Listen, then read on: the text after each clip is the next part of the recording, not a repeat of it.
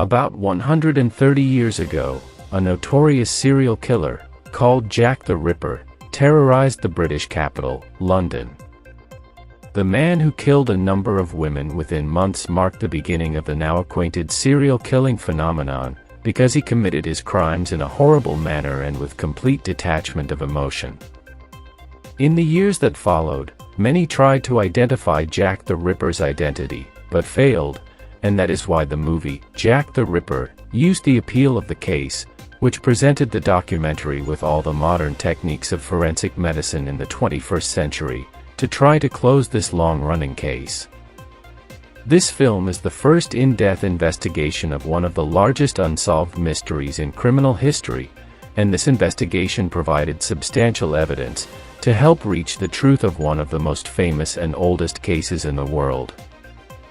We go back to 1888, specifically to the period between August and November of that year, when the Whitechapel district of London witnessed a series of crimes that killed 5 women, and despite the passage of all these years, experts did not reach the real number of victims of Jack the Ripper, but most of them agree that the 5 women are the victims of this butcher and called them the 5 principals.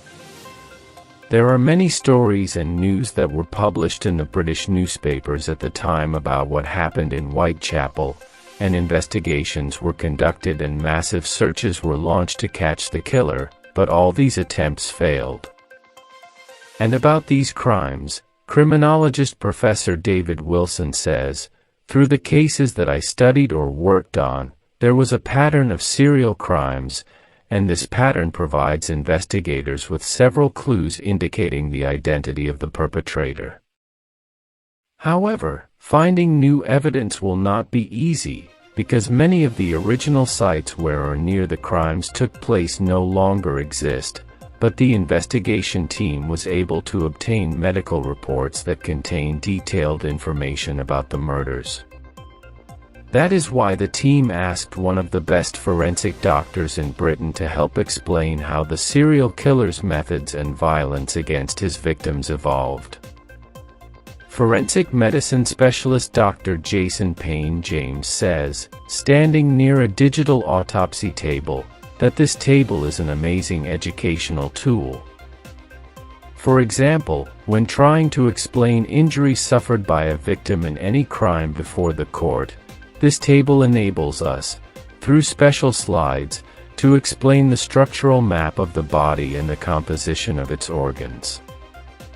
Wilson explains that the butcher relied on excessive killing, because he used excessive brutality to finish off his victims, so killing the victim was only the beginning, as the killer wanted to achieve other goals by killing his first victim, Polly Nichols. Wilson says, in this crime there were controlled and organized elements and others otherwise. Organized elements such as cutting the throat to prevent the victim from asking for help. The other thing is that the killer used both mechanical and expressive violence. The first means killing a specific person and leaving him, but the thug used excessive violence to kill his victim. That is, we have entered the scope of expressive violence, and this is what generated my confusion, because the thug's actions are very unusual. Forensic autopsy. Retrace the killer's steps at the crime scene. Wilson adopts a new technology to detect crimes, called forensic autopsy, which requires walking through the crime scene and tracing the steps of the killer, and since the original crime sites disappeared, the second crime scene, whose victim was Annie Chapman, had to be reconstructed and designed, and professional investigators were hired to help uncover puzzle. One of these investigators is Peter Blakesley, who visited the crime scene, and says about the thug, the crime scene blatantly tells us about the horrific mentality and behavior of this thug. He followed a high-risk strategy to carry out his crime in such a place that has one entrance and one exit. The possibility of a large number of the residents of the two buildings overlooking the crime scene observing what is happening there is very high, and the possibility of seeing it from the residents of the two buildings as he left with his clothes stained with the blood of the victim is also great. And through the forensic autopsy, Wilson was able to reach a preliminary conclusion, according to which the killer lives in the neighborhood and knows the area as if he knew it with the palm of his hand. Satisfying sexual desire. A double crime at the same time.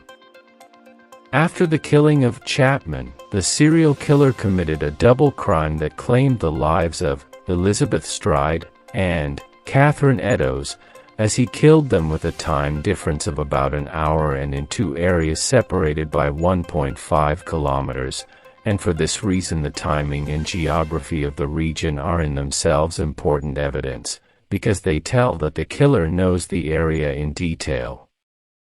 Wilson says, the thug killed Stride, but he could not act with her corpse after the appearance of a person who was riding a horse-drawn carriage, and that is why the thug felt sexual frustration that prompted him to leave the place quickly, in search of another victim, and found what he was looking for in Catherine Eddowes. The Holmes system linked all available information on the 5 basic crimes to all the crimes committed during that period, and found connections between them. Cat is added to the list of the serial killer's crimes, even though she is his first victim, and the last crime helps the team to find out where the killer used to live. Wilson says that a geographical prediction method should be resorted to, which is based simply on predicting the killer's place of residence, through the places where he committed his crimes. The film uses one of the best geographical predictors in Britain, Dr. Sam Lonergan, who worked with the police to uncover several crimes. She explained the difference between travelers and raiders, and says, these two patterns are distinct, but they give an idea of the relationship between the place of residence of the aggressor and the place the one in which he commits his crimes, so the traveler is his place of residence far from the one where he commits his crimes, while the raider is the one whose place of residence is within the area in which he commits his crimes. In addition to the testimonies of the 2 eyewitnesses, there are other evidences that the in-depth investigation reached and refer to Kosminski, namely, excellent knowledge of the Whitechapel area.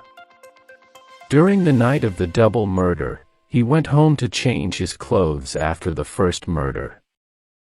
The Holmes system suggested that Martha Tabram was the first victim of the serial killer.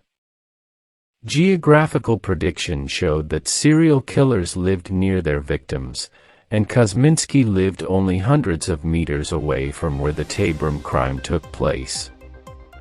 Aaron Kosminski immigrated to Britain with his family in 1881 and settled in the Whitechapel area, and he lived with his brother, who was his guardian, and his sister, who was living with them in the same house, and medical records indicate that Kosminski suffered from mental problems. In 1885 he became suspicious and raved loudly, claiming that these voices were ordering him to act violently.